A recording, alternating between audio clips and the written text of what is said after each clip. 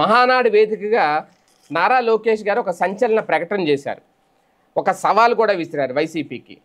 నిరూపించకపోతే ఒకవేళ ఏంటి అనేది, అలాగే నిరూపిస్తే ఆయన రాజీనామా చేస్తారు అన్నారు తన పదవికి.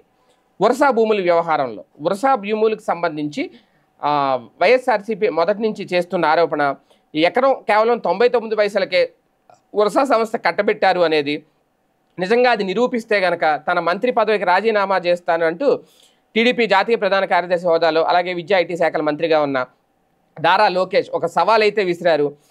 వరుసకు మార్కెట్ ధరకే భూములు కేటాయించామన్నారు. యువతకి 20 లక్షల ఉద్యోగాలు కల్పించేందుకు రాష్ట్రానికి పరిశ్రమలు పెట్టుబడులను తీసుకొస్తుంటే జగన్ కావాలనే దుష్ప్రచారం చేస్తున్నారు అంటూ మండిపడ్డారు నారా లోకేష్.